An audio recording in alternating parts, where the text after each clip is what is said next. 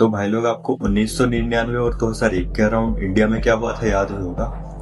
1999 में काठमांडू से दिल्ली जा रहे इंडियन प्लेन को कुछ टेररिस्ट ने मिलकर हाईजैक कर लिया था, जिसे अमृतसर और लाहौर होते हुए कांधार में लैंड किया था और 2001 में पार्लियामेंट पर अटैक हुआ था। तो यह फिल्म इन्हीं इवेंट्स को बैकड्रॉप के तौर पर यूज करती है। फिल्म की शुरुआत कांधार हाईजैक वाले सीन से होती है, जिसमें कुछ टेररिस्ट ने मिलकर इंडियन प्लेन को हाईजैक कर लिया है। अजय सैनियाल, जो कि इंटेलिजेंस ब्यूरो के हेड होते हैं, नेगोशिएशन के लिए प्लेन में जाते हैं। टेररिस्ट की दो डिमांड होती है, पहली कि उनके साथी टेररिस्ट को रिहा किया जाए और दूसरी उन्हें ढेर सारा पैसा दिया जाए। इस बंदे का नाम जहूर मिस्त्री है, इसे याद रखिएगा, पार्ट 2 में इसको इसका हिसाब मिलेगा।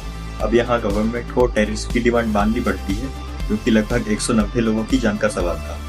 जब अजय सैनियाल प्लेन के अंदर पैसेंजर्स से कह रहे होते हैं कि नेगोशिएशन सक्सेस रही और जल्दी आप लोग फ्री हो जाएंगे और भारत माता की जय का स्लोगन कहते हैं, लेकिन टेररिस्ट उन पर गन तान देते हैं, तो उसके डर से कोई भी पैसेंजर स्लोगन को पूरा नहीं करते। अजय सैनियाल को ये बिल्कुल अच्छा नहीं लगता और वे गवर्नमेंट को धुरंधर प्रोजेक्ट के बारे में बताते हैं। इस प्रोजेक्ट के थ्रू अंडरकवर एजेंट पाकिस्तान में इन्फिल्ट्रेट करेंगे और वहां पर ऑपरेट कर रहे टेररिज्म के नेटवर्क को अंदर से खत्म करेंगे। लेकिन गवर्नमेंट इसे डिसमिस कर देती है, क्योंकि उन्हें डाउट था कि इतना लॉन्ग टर्म प्लान काम करेगा भी या नहीं। अब अगले सीन में हमें 2001 में हुआ पार्लियामेंट पर अटैक दिखाया जाता है। इस अटैक में जहूर मिस्त्री भी शामिल था। अजय सैनियाल फिर से धुरंधर प्रोजेक्ट को लेकर गवर्नमेंट के पास जाते हैं। इस बार उन्हें अप्रूवल मिल जाता है और फाइनली शुरुआत होती है धुरंधर प्रोजेक्ट की। नेक्स्ट सीन में हमें हमजा अली मजारी नाम का कैरेक्टर दिखाया जाता है, जिसे कि इस फिल्म में रणवीर सिंह प्ले कर रहे हैं। हमजा पाकिस्तान से कराची की बस में सवार हो जाता है। कुछ ही देर में वो कराची के लियारी नाम की जगह पर पहुंच जाता है। यहाँ से हमजा आलम दूध सोडा की दुकान पर जाकर काम मांगता है, लेकिन आलम उसे मना कर देता है। जब रात भर हमजा वहीं पर खड़ा रहता है, हमजा वहीं पर रात भर बेहोश पड़ा रहता है। सुबह होते ही आलम उसे खाना ला करके देता है। यहाँ पर आपको बता दूं, आलम भी एक अंडरकवर एजेंट है, लेकिन उसे हमजा पर पूरी तरीके से भरोसा नहीं था, इसीलिए उसने उसका टेस्ट लेने के लिए किया था। अगले सीन में हमें पता चलता है जो रात वाले बदमाश थे वो बाबू डकैत की गैंग से थे। कुल मिला के लियारी में यहाँ 3 गैंग हैं, अरशद पप्पू, रहमान डकैत और बाबू डकैत की गैंग। आलम हमजा को बताता है कि वह रहमान डकैत की गैंग में आसानी से घुस सकता है, क्योंकि वह भी एक बलोच है। हमजा आलम की दुकान पर 1 से 1.5 साल तक काम करता है। फिर उन्हें खबर मिलती है कि रहमान डकैत के दोनों बेटे किसी शादी में जाने वाले हैं, जिसमें बाबू डकैत और अरशद पप्पू मिलकर हमला करवाने वाले हैं। तो आलम और हमजा मिलकर रहमान डकैत की गैंग में घुसने का प्लान बनाते हैं। आलम हमजा से कहता है कि तू इनके बच्चों की जान बचा लेगा तो रहमान तुझे आसानी से उसकी गैंग में शामिल कर लेगा। हमजा यहाँ शादी में छोटे बेटे की जान तो बचा लेता है, लेकिन बड़े बेटे को गोली लग जाती है तो वो घायल हो जाता है। हमजा उसे हॉस्पिटल भी लेकर जाता है, लेकिन उसकी जान नहीं बच पाती है। अब यहाँ एंट्री होती है रहमान डकैत की, जिसे प्ले कर रहे हैं अक्षय खन्ना। छोटा बेटा रहमान से कहता है कि हमजा ने ही उसकी जान बचाई है, तो रहमान हमजा को 1 लाख रुपए इनाम देने के लिए कहता है। हमजा कहता है कि उसे कोई इनाम नहीं चाहिए, वह बलूचों को आज़ादी दिलाने के लिए रहमान भाई का साथ देना चाहता है, तो वह उन्हें उनकी गैंग में शामिल कर लेंगे। बेटे की मौत से रहमान बहुत दुखी था और यहाँ पर एंट्री होती है एमएलए जमील। जमील रहमान को समझाते हुए कहता है कि इलेक्शन आने वाले हैं, इसीलिए अभी बदला मत लेना, बस हम इलेक्शन जीत जाए उसके बाद में खुद तुम्हारा बदला लेने में साथ दूंगा। ये है उजैर और ये है डोगा।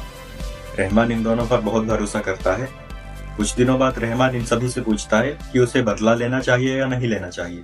ज्यादातर लोगों का तो ये कहना होता है कि उन्हें बदला लेने के लिए इलेक्शन तक वेट करना चाहिए, लेकिन हमजा कहता है कि उन्हें बदला लेने में बिल्कुल भी देरी नहीं करनी चाहिए, क्योंकि अभी लियारी 2 हिस्सों में बटा हुआ है।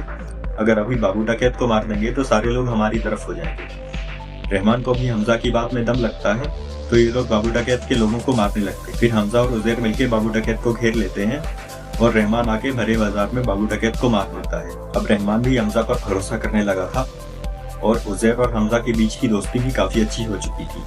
हमजा को अंदर की सभी डिटेल और प्लानिंग की इंफॉर्मेशन मिलने लगी।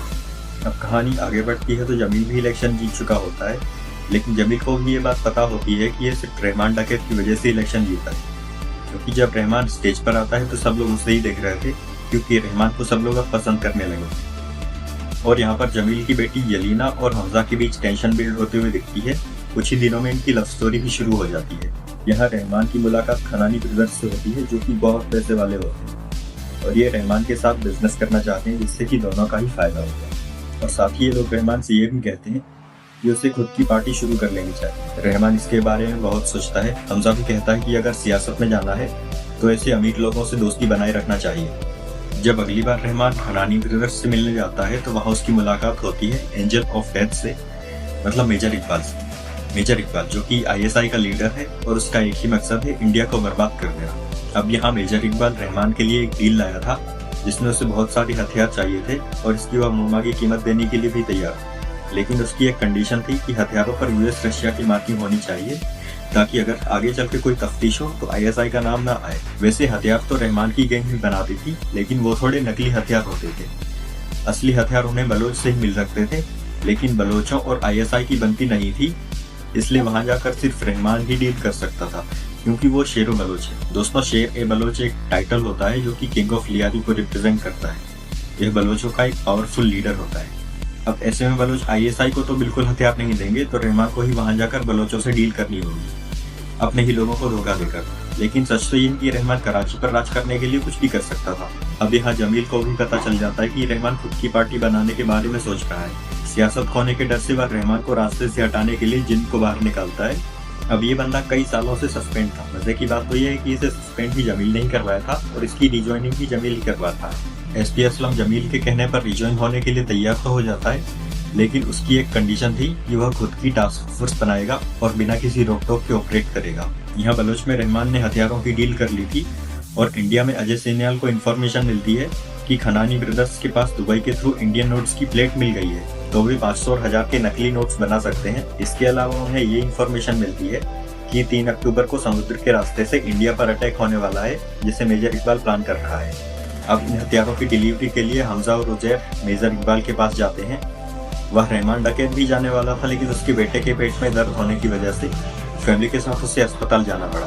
अब यहाँ मेजर इकबाल हथियार लेने के बाद हमजा को बताता है कि 3 अक्टूबर को जो इंडिया पर अटैक होने वाला था उसकी खबर इंडिया को पहले ही किसी ने दे दी थी, लेकिन उस खबरी का पता हमें चल चुका है। अगले सीन में हम देखते हैं कि कैसे मेजर इकबाल अपने दुश्मनों को तड़पा तड़पा के मारता है। और यहाँ जब रहमान डकैत उसकी फैमिली के साथ हॉस्पिटल जा रहा होता है तो SP असलम और उसकी टास्क फोर्स मिलकर रहमान डकैत को घेर लेते हैं। जैसे ही इसकी खबर हमजा और उजैर को मिलती है तो हमजा का पहला शक इस बंदे पर जाता है जो कि इस घर में पिछले कई सालों से काम कर रहा था। इसने ही रहमान के बेटे के खाने में कोई दवा मिलाई थी जिसकी वजह से उसके पेट में दर्द होने लगा था। हमजा ने जमील की बेटी जलीना को जमील पर नजर रखने के लिए कहा था, तो हमजा को पहले ही पता था कि जमील ही SP असलम से रहमान का इनकाउंटर करवाने वाला है। तो हमजा यलीना को कॉल करके बोलता है कि वह हमजा के घर पर चली जाए और अपने फोन को स्विच ऑफ कर ले। फिर हमजा जमील को उसकी बेटी के लिए ब्लैकमेल करता है, तो जमील SP असलम को कॉल करके रहमान को छोड़ने के लिए कहता है, लेकिन SP असलम जमील की एक नहीं सुनता। तो जमील हमजा को लियारी टास्क फोर्स का एड्रेस बता देता है। हमजा ने वहां पहुंचकर पूरी टास्क फोर्स को उल्टा लटका दिया और उनमें आग लगाने ही वाला था। जैसे ही इसका वीडियो SP असलम को मिलता है तो उसे ना चाहते हुए भी रहमान डकैत को छोड़ना पड़ता है। अब आते हैं 26/11 अटैक पर। जिस मकसद के लिए मेजर इकबाल ने वो हथियार लिए थे, फाइनली उसका वो मकसद पूरा हो चुका था। मुझे ये सीन ज्यादा एक्सप्लेन करने की जरूरत भी नहीं है। इस इवेंट के बाद हमजा बहुत ही शॉक्ड और गुस्से में होता है, लेकिन आलम उसे समझाता है कि उसे खुद पर काबू करना होगा, नहीं तो इतने सालों की मेहनत बर्बाद हो जाएगी। इसके बाद रहमान भी अपनी खुद की पार्टी बना लेता है। ये देखकर जमील काफी डरा हुआ था कि उसके हाथ से सियासत जाने वाली है। ये सारा गेम हमजा को भी काफी अच्छे समझ में आ रहा था और अब उसे समझ में आ चुका था कि जमील का कैसे यूज करना है। तो हमजा यलीना से कहकर जमील को उसके घर इनवाइट करता है। हमजा जमील से कहता है कि जमील ने आज तक जिन भी लोगों पर भरोसा किया था वो लोग ऐसे थे कि अगर रहमान को मार नहीं देते तो उसकी जगह वो खुद हुकूमत करते, तुम्हें नहीं करने देते। इसीलिए अब तुम्हें किसी ऐसे इंसान पर भरोसा करना होगा जो कि तुम्हारा अपना हो। बस फिर क्या था, यहाँ से जमील और हमजा ने हाथ मिला लिया। अब हमजा की शादी हो रही होती है। शादी में मेजर इकबाल, खनानी ब्रदर्स सभी लोग आए हुए थे। मेजर इकबाल कहता है कि वह 15 अगस्त को अटैक करना चाहता है, तो उसके लिए हथियार चाहिए हो। रहमान भी इसके लिए हाँ कर देता है। अब यहीं पर हमजा उजैर की डायरी में देखता है कि 9 अगस्त को किसी पाइपलाइन का इनॉग्रेशन है, तो हमजा 9 अगस्त की डिलीवरी डेट फाइनल कर देता है। क्योंकि सब लोग नशे में थे तो किसी ने ज्यादा ध्यान नहीं दिया।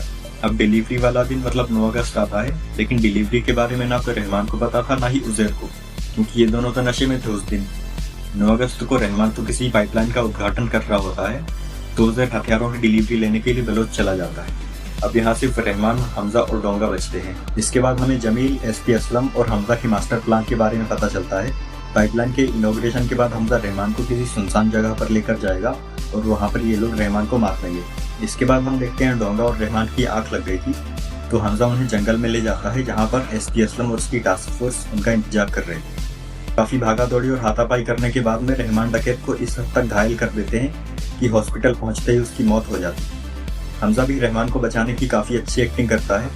ये ऑटो वाला भी हमजा की गवाही देता है कि हमजा ने रहमान को बचाने की कोशिश तो बहुत की, लेकिन रहमान भाई बच नहीं पाए। अगले सीन में हमें 2002 का सीन दिखाया जाता है, जिसमें हमें पता चलता है कि 2002 में ही धुरंधर प्रोजेक्ट शुरू हुआ था और हमजा का असली नाम जसकीरत सिंह रांगी है और अजय सैनियल ने ही जसकीरत सिंह रांगी को सिलेक्ट किया था। पार्ट 1 की स्टोरी दोस्तों यहीं पर खत्म होती है। पार्ट 2 की स्टोरी भी जल्द ही अपलोड होगी।